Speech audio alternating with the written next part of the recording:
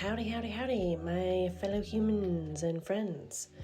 Welcome to my first beading video on YouTube.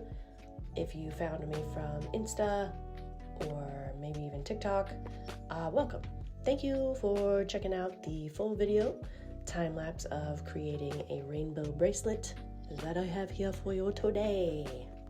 I won't be a bug in your ear all day and talk through the whole 10-11 minute video we've got here, although I will probably pop in from time to time, maybe to explain some things that are going on in the video, tidbits of information, or maybe just a joke, because I'm funny. So the type of stitch we're using today is called herringbone. Herring like the bird. And I'm pretty sure that herring birds' bones sit in some sort of V shape at some place in their body, or maybe multiple, and that is why we have the name herringbone stitch for what we're doing here. Ultimately, the beads will sit in a little bit of a V shape throughout the entire piece on each line once they're kind of fully threaded on and you've got everything put together. God, I'm salivating so much. For the thread, we are using Fireline today in the color Smoke. Personally, it's just my favorite color of thread. I don't know why. I don't like the crystal or different ones as much, but maybe it's because I've always used this color of line in the past, so I'm just used to using a darker thread for my beads, regardless of what color the beads are. And I did actually have to buy some crystal because my local shop was out of the Smoke. Man, that all sounds really bad if you don't know what I'm talking about. For reference, here's a picture of the crystalline Smoke thread that I was talking about. And back to the piece we go. The size of bead that we're using is 8-0. I don't really know how to correctly say what size they are. And the size ranges, I'm not exactly sure what the entire range is, but I have 8 / one of those symbols, 0 beads, and those are the ones I'm using for this piece. The other bead size I have in my collection at this time is the 12-0. The higher the number gets, I believe the smaller the bead gets. It's kind of one of those weird opposite things where it's got a bigger number but it's smaller in size. Here in a moment you will see the time lapse slow down significantly. It will seem like there's a glitch. There's not. I made a error and added an orange bead to the row of yellow.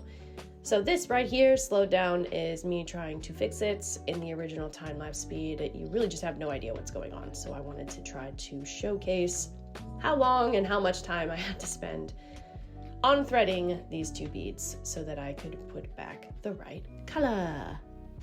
Ta-da! We did it. I would love to thank you for checking this video out. Appreciate you spending time with me.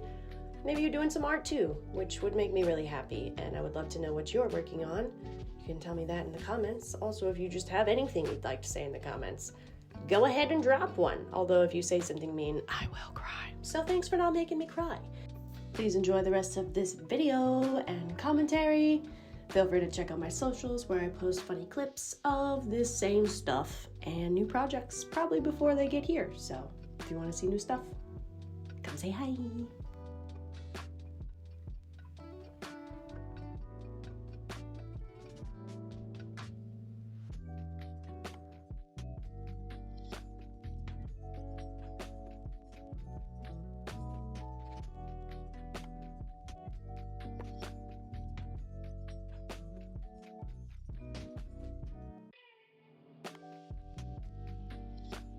So here I'd like to explain what you're seeing in this clip of me adding more line to the thread that's worked through the piece already. I used to pull an excessive amount of line from the spool that it came on at the beginning of a project to avoid having to add more thread on later because I was not sure how to do that and be successful.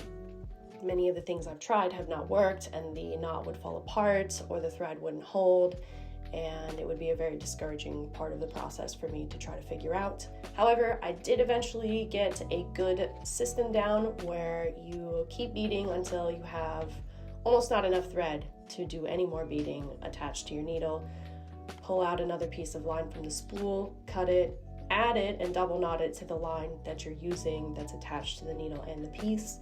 Then you got to do a little bit of cutting, add the other side of the thread back through the needle, and then you can continue on your way.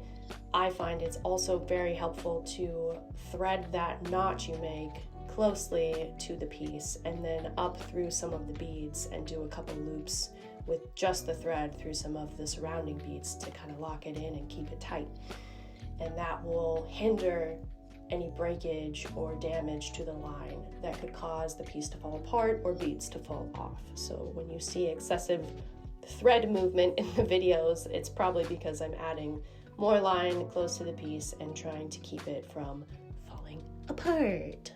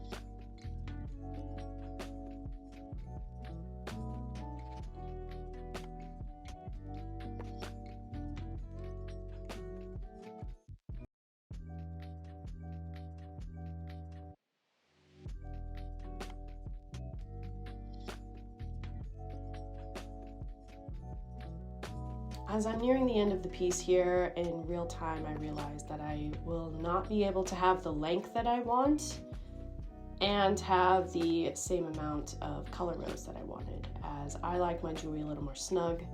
And so doing a full red, orange, yellow, green, blue, purple would have either made the piece too big or stopping halfway through. I think it would have been yellow that I would have gotten to, and that would have been where it ended on one side, and then the other side I would have picked up red. And for some reason, my brain could not compute that being the answer.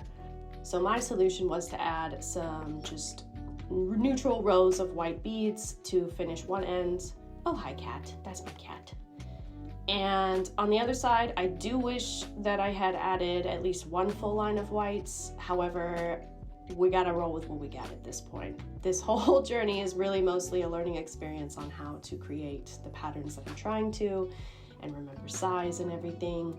So it's really just a fun experiment, okay? And we're gonna leave it at that. We're gonna clean up these beads and get ready for the charms in addition of those, because that is the next step that we're on, and the length at this point is complete.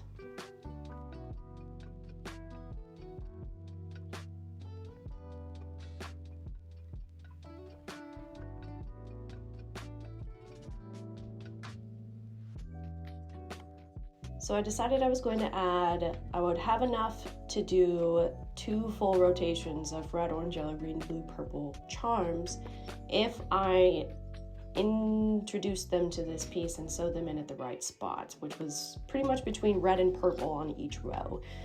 And then I got about halfway done with the charms. I got 6 on and decided, you know what, I'm gonna take a break and I'm gonna do the rest of them in the morning. And you know what, I did do them in the morning right here. And I did them backwards from the plan that I had. And I didn't realize it until I had the last one on, which was a whole thing. So in my mind, it would have gone purple through red, and then it would have gone back down from blue to red. But I went from purple to red and then red to purple again. And it's totally fine. I'm totally not mad about it. Okay, I was a little bit mad about it, but I got over it, and we decided we are gonna finish the piece. We're not gonna scrap it. We've done all this work. To throw it away? No, we must embrace. Now, originally I was gonna do the black colored clasp with that hoop that you see in the corner. However, I realized that I couldn't find my glue, and jump rings never stay closed for me. They never do. It's just unfortunately how it is for me.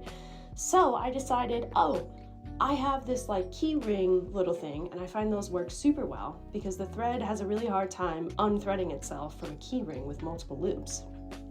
But then I realized it was silver, and the clasp was not silver, although I did have silver ones as an option, and this whole piece is just a little bit of a mess, honestly. I do love it though. It's one of my favorites that I've created, and here's the final look.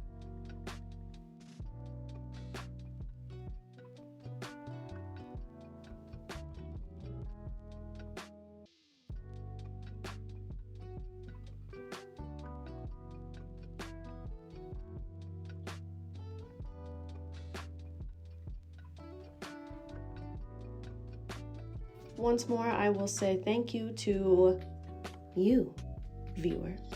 You the best. And I appreciate you spending your time with me on this creating journey for this piece today. I wish you well out there. I'll see you in the next one. Take care.